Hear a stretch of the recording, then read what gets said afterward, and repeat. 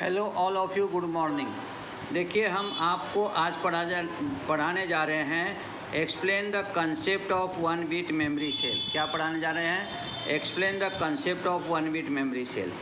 तो 1 bit memory cell को देखिए, flip flop is known as the digital memory circuit. Flip flop को हम डिजिटल मेमोरी सर्किट कहते हैं।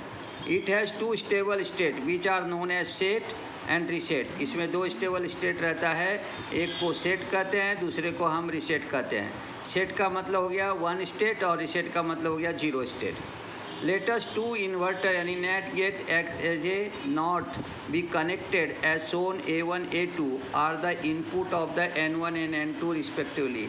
यहाँ पे 2 नैंड गेट का उपयोग करेंगे और वो दोनों नैंड गेट को हम नॉट के जैसा बिहेव करते और वो connected the A1 and A2 are input N1 and N2 respectively.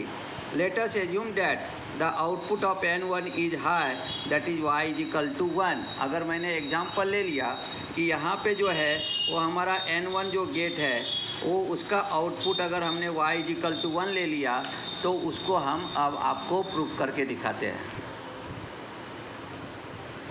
This y1 is the input for the N3 gate, so its output is y3 is equal to, यहाँ पे आ जाएगा हमारा 0, which is makes A1 is equal to 0, keeping y1 is equal to 1. तो हमने क्या किया? This y1 is the input of the N2 gate, not N3. N2 gate, so its output is y2 is equal to 0, which is makes the A1 0, keeping y1 is equal to 1. अब देखो ये N1 है, हमने y1 को दे दिया 1, देखो यहाँ पे दिया है 1 दे दिया, ठीक है। और यहाँ से क्या हुआ, वो चला गया A2 को, तो देखो y2 इज इक्वल टू हो जाएगा 0। अब ये नॉट गेट है ना, तो ये यहाँ से 1 आया तो ये नॉट हो गया, नॉट के जैसा ये हो गया 0। अब ये 0 हो गया तो यहाँ से ये चला गया किसको? A1 को, तो ये हो गया 0, तो फिर से y1 हमारा क्या हो गया? यहाँ पे 1 हो गया। इसलिए कहा गया है कि this y1 is the input for the N2 gate.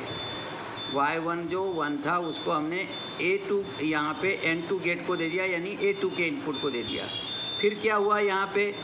y2 is equal to 0, क्योंकि N2 जो है वो हमारा नॉट के जैसा बिहेव करता है, तो ये y2 इज इक्वल टू हो गया 0, which makes A1 is equal to 0, वो A1 को कर देगा 0, इसलिए हमारा यहाँ पे आउटपुट आ गया y1 इज इक्वल टू आपको 1। यानी इस तरह से हम कह सकते कि ये 1 बिट मेमोरी को यहाँ पे स्टोर किया। दूसरे तरफ से चलते, similarly when y1 is assume as 0, y1 को 0 दे दिया, the other output y2 is equal to 1। अगर ये 0 है तो ये 1 रहेगा, क्योंकि ये दोनों हमेशा कॉम्प्लीमेंट्री रहता है, तो ये 0 है ये 1 हो गया। अब देखो कैसा हो गया, इसको 0 दे दिया आपने, तो यहाँ से आ गया A2 को, A2 जो है वो N2 का इनपुट है, तो ये 0 हो गया तो y2 हो गया 1, y2 1 हो गया, फिर वो चला जाएगा A1 को, A1 जो है ये हमारा हो गया यहाँ पे 1, तो y1 हो गया 0। वही बोला, similarly when y1 is assume to 0, the other output y2 is equal to 1, thus the output are always complementary. The circuit has 2 stable state, यानी हमारा रहेगा set. If the circuit is set state, it continues to remain in this state, and similarly if it is reset state, continues to remain in this state. अगर वो set condition में तो हमेशा set में रहेगा, और अगर रिसेट रहा तो हमेशा रिसेट ही रहेगा। This property of the circuit refer to as a memory, और ऐसे प्रॉपर्टी को हम वहाँ पे क्या कहते हैं? मेमोरी कहते हैं। In this way the circuit can store 1 bit digital information, so it is called as 1 bit memory cell. और इस तरह से वो क्या करता है? 1 बिट डिजिटल इंफॉर्मेशन को स्टोर करता है, इसलिए उसको 1 बिट मेमोरी सेल कहते हैं। Since the information of lock or latch in the circuit, it is also called as latch। और इसलिए ये क्या होता है? इंफॉर्मेशन को हम लॉक या लैच करते सर्किट को call the latch. In the circuit when the power is switch on, the circuit switch to 1 of the stable state not possible to predict. यानी इस तरह से अगर हमने वहाँ पे पावर स्विच ऑन कर दिया तो आप कभी प्रिडिक्ट नहीं कर सकते कि कौन सा स्टेट हमारा स्टेबल है, यानी सेट में है या रिसेट में है, तो not possible to predict. However, RS flip-flop is desired digital information can be entered.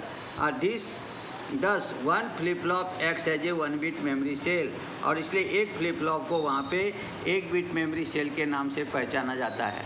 तो अगर वीडियो आपको पसंद आए तो आप इसे लाइक कीजिए, शेयर कीजिए, सब्सक्राइब कीजिए। धन्यवाद।